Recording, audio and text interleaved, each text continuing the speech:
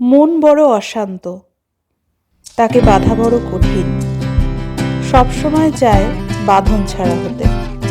এই বিশাল আকাশের নিচে দিগন্ত বিস্তৃত সবুজের মাঝেই যেন তার মুক্তি।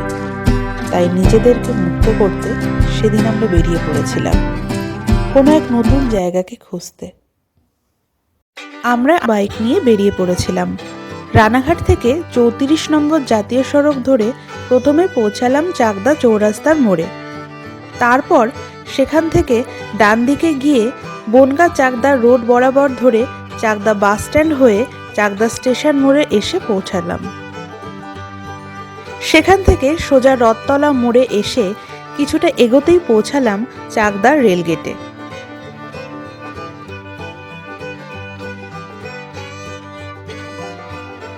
এরপর নারকেল বাগান, ভাগীরথী রোড, যশরা, খেজুরতলা হয়ে আমরা আসলাম সুপ্রিম পেপার মিলের কাছে।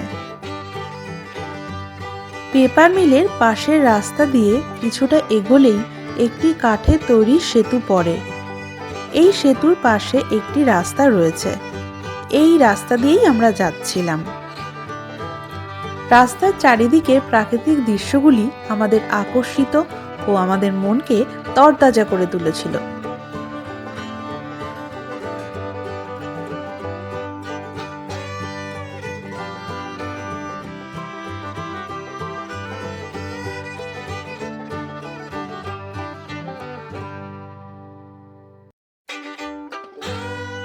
এই রাস্তা বরাবর সোজা কিছু দূর গেলেই একটি বাঁশের তৈরি সেতু পড়ে। এই বাঁশের তৈরি সেতুটি পার হওয়ার পর আরো কিছু দূর গেলে আপনারা পৌঁছে যাবেন রানীনগর ঘাটে।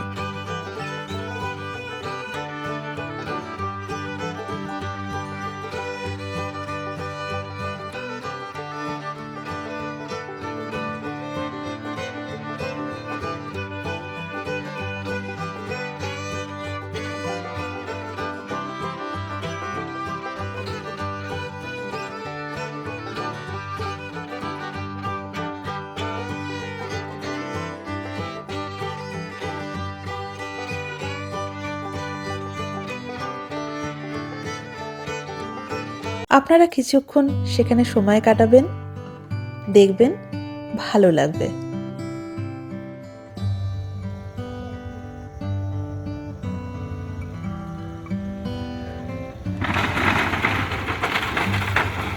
ফিরে আসার সময় সেই বাঁশের তৈরি সেতুটি পড়েছিল। সেতুটি আসার আগেই আমি বাইক থেকে নেমে পড়েছিলাম একটু ভয়ে, তাই ও একাই গাড়ি নিয়ে আসলো। কিছুক্ষণ সেখানে বসে আমরা গেলাম কাছেই একটি সর্ষের ক্ষেতে।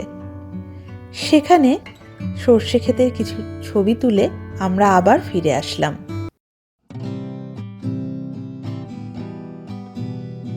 ফেরার পথে আমরা চাকদা পেপার মিলের কাছে এসে পেপার মিলের পাশ দিয়ে একটা রাস্তা দিয়ে চললাম।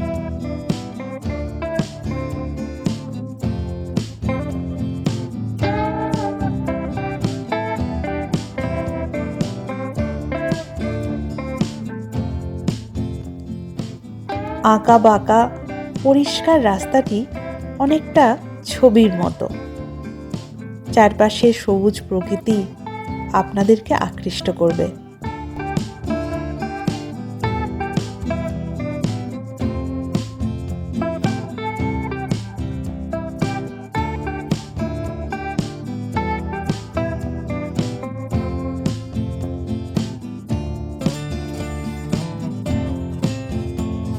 এই রাস্তা দিয়ে কিছু দূর গিয়ে আবার আমরা চলে আসলাম নদীর কাছেই। পাশেই রয়েছে অগ্নিশ্বরী কালী মন্দির।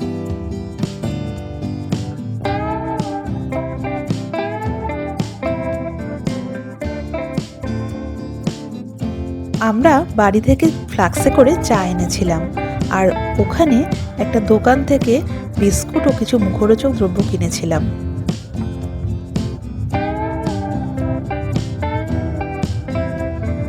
বেশ ভালোই কেটেছিল সেই দিনটা।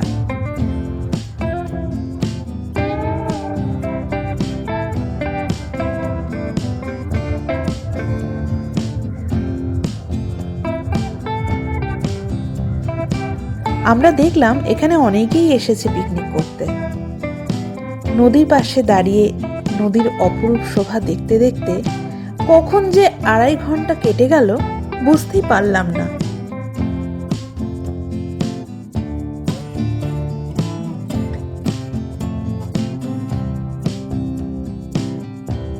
মন ও প্রাণকে তরতাজা করতে দরকার হয় অক্সিজেনের, আর এই নিখাদ অক্সিজেনের সন্ধান যদি করেন তাহলে অবশ্যই এই জায়গাটি ঘুরে আসুন, দেখবেন ভালো লাগবে।